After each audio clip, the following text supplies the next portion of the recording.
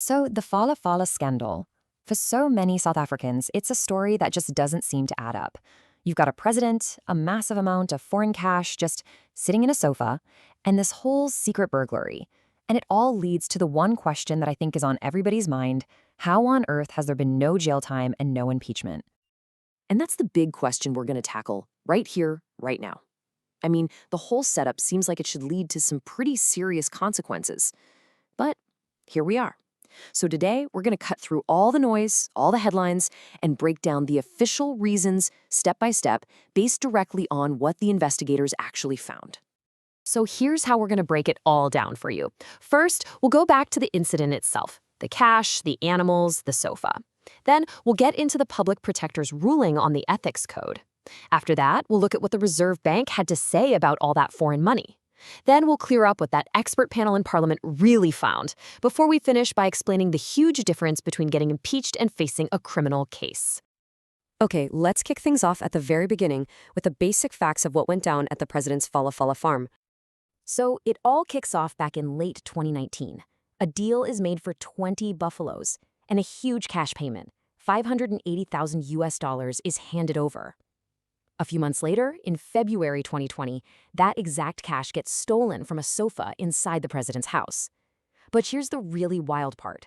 For more than 2 years, nobody in the public knew a thing about this, until former spy boss Arthur Fraser walked into a police station in June 2022 and laid criminal charges.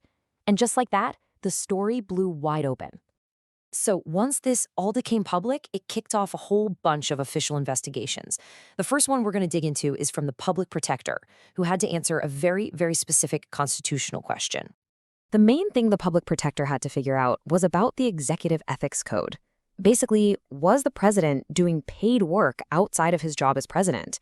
And the reason that's so important is that our Constitution is super strict about this, to make sure there are no conflicts of interest. Okay, so this is where it gets really, really important to understand a key legal difference, because it's the entire basis for what the public protector decided. The law draws this bright line between paid work, actively showing up, doing a job, getting a salary for it, and just having a financial interest, which is more like owning shares in a company that other people run for you. And this right here is the bottom line from that report. The public protector's office said they couldn't find any proof that the president was getting a salary or was involved in the farm's day-to-day work. Nope, the farm was run by managers, so in the eyes of the law, he just had a financial interest, which is allowed.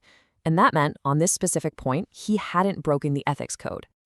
Okay, fine, but what about all that cash? We're talking $500,000 US. How is that even legal? Well, this brings us to the second major investigation, this time from the South African Reserve Bank. Now, before we get to what they found, you gotta wrap your head around this one legal term: a perfected transaction.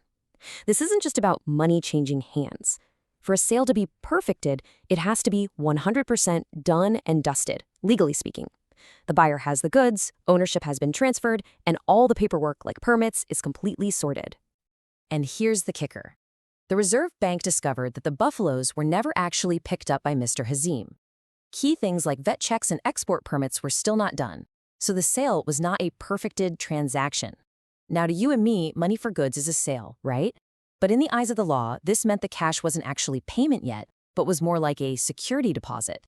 And according to the SARB, the rule about declaring foreign cash only kicks in once a sale is perfected. So on that very specific, very fine technical point, they found no rules were broken. All right, now we get to the part that I think a lot of us remember. Those headlines screaming that an expert panel found the president had a case to answer. This was probably the biggest threat to his presidency, so let's be super clear about what this panel was and, just as importantly, what it wasn't. You see, impeachment in South Africa isn't a one-and-done thing. It's a process, and it has 3 main stages. First, you have an independent panel that just acts as a filter to see if there's enough evidence to even bother continuing. If they say yes, and if Parliament votes yes, then you move to stage 2 and form a full impeachment committee. And only after all that can you get to stage 3, the final vote to remove a president. And let's be clear, this panel wasn't messing around with small stuff. As you can see right here, they were looking at 4 really serious charges. We're talking about whether the president broke the Constitution by not reporting the crime, whether he abused his power by getting his own security team to investigate, and whether he created a massive conflict of interest between his job and his business. These are fundamental questions. Now, this is maybe the most important thing to get about that panel. Their job was not to find him guilty. Their only job was to decide one thing. Was there enough smoke here to justify a full-blown fire investigation? And their answer was yes. They found a prima facie case, which basically means, on the face of it, there's enough here that it needs a much deeper look. But, and this is a huge but, the panel's report was just a recommendation. The final decision to move to Stage 2 was up to the National Assembly, and this is where the law books close and the political playbook opens. The governing party used its majority in Parliament to vote against accepting the panel's report. And with that single vote, the entire impeachment process was stopped dead in its tracks. So that explains the whole impeachment thing. But what about the question on everyone's mind? Why isn't he in jail? Well, this comes down to understanding the massive difference between a political process and a criminal one. Look at it this way. You've got two completely separate tracks running side by side. The impeachment track happens in Parliament. It's all about political accountability, and the worst that can happen is you lose your job. The criminal track happens in a court of law. It's about proving guilt beyond a reasonable doubt, and the outcome there can be fines or even jail time. They are two totally different worlds with different rules. So, here's the crucial point to take away. While all the political and administrative stuff has pretty much wrapped up, that criminal investigation, it's still very much alive and open. The Hawks are still looking into all of it. The theft, the potential money laundering, any tax issues. And as of right now, that investigation is still ongoing. Whew, okay. We've gone through a lot of legal jargon and political moves, so let's boil it all down and answer that big question we started with as clearly as we can.